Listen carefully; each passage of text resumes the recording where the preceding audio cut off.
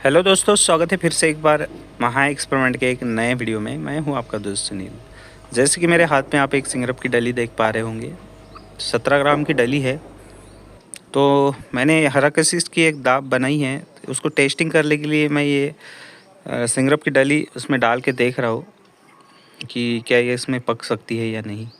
Actually मैं दाब test कर रहा हूँ कि ये दाब चीज़ों को रोक सकती है या नहीं रोक सकती, क्योंकि मैं प्रयोग हमेशा करते रहता हूँ। ज़रूरी नहीं है कि हर प्रयोग जो है सक्सेस ही हो, हार जीत चलती रहती है।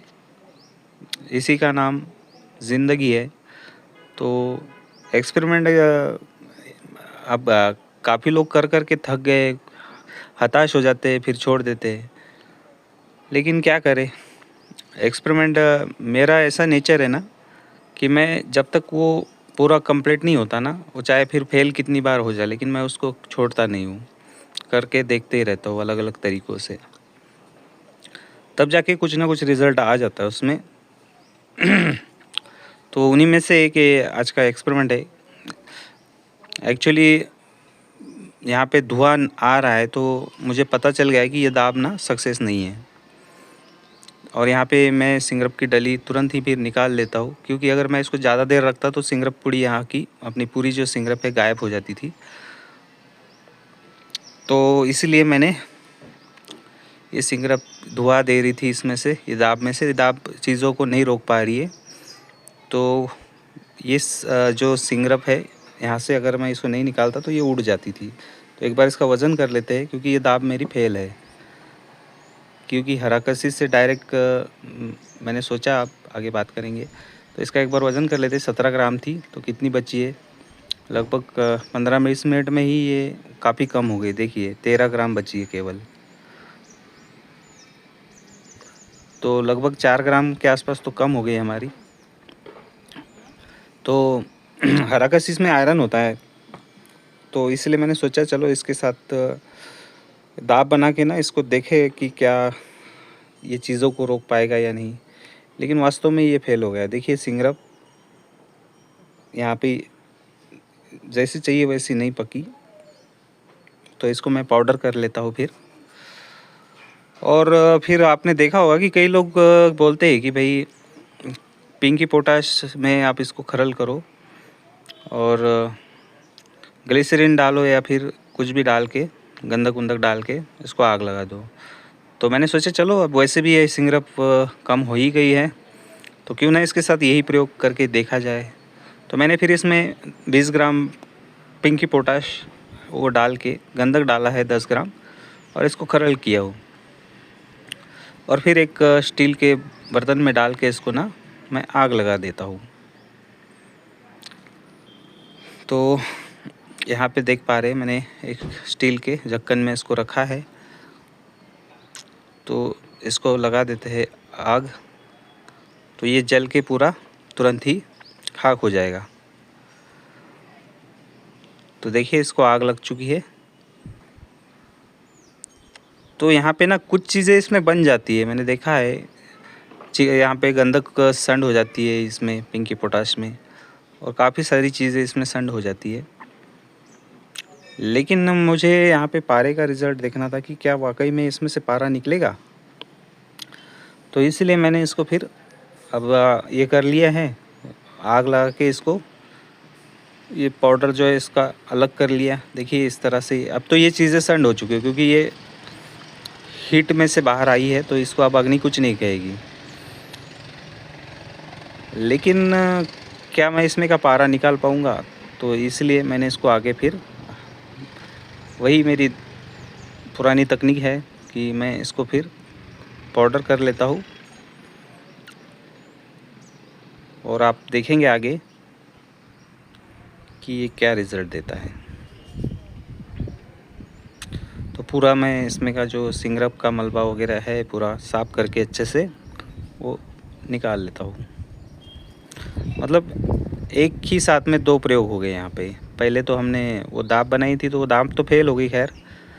लेकिन पिंकी पोटाश भी एक दाब के तौर पर वैसे डायरेक्ट तो नहीं यूज़ कर सकते, लेकिन उसको अग्नि दे के ना डायरेक्ट उसको तेज़ हीट पे वो उड़ जाता है, जल जाता है तुरंत ही। तो इतनी तेज़ आग में वो चीज़ों को संड कर देता है, क्योंकि तुरंत आग मिल जाती है ना, तो चीज़ों को उड़ने के लिए जगह मतलब टाइम नहीं मिलता कि उतनी देर में वो जल के फुर हो जाते हैं पिकी पोटाश।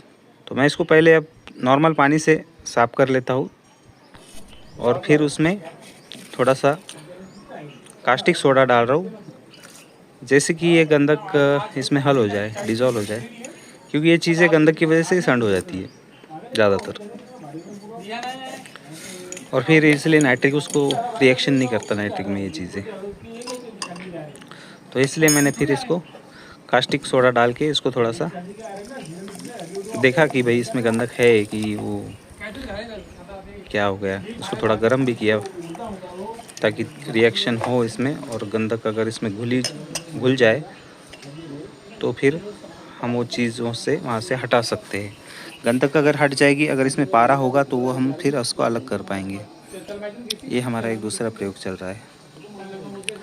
तो यहाँ पे देखिए कास्टिक सोडा डाला, यहाँ पे इसको मैं उबाल रहा हूँ और गंधक उसमें की पूरी निकल रही है। देख पा रहे होंगे थोड़ा पीला पीला कलर का वो पानी हो गया है हमारा। तो इससे पता चल रहा है कि गंधक जो है इसमें आ चुकी है, क्योंकि कुछ गंधक तो वहीं पे जल जाती है और थोड़ी बहुत रहती है, तो वो इस कास्टिक के घोल में आ चुकी है।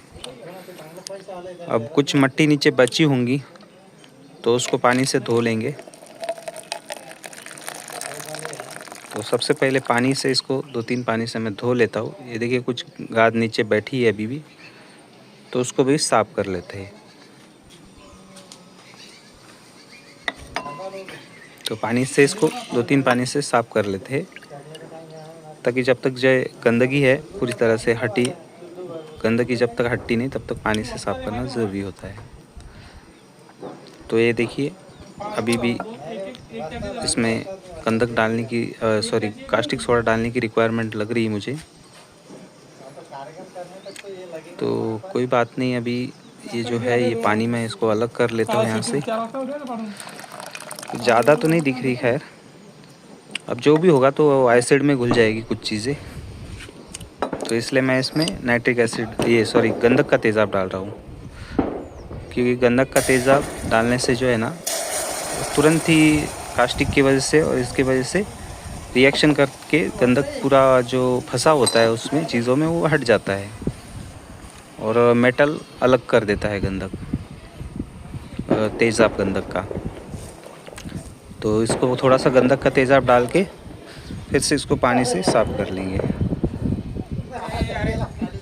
और फिर देखेंगे कि इसमें कोई बारीक का मेटल हमें दिखता है या नहीं दिखता।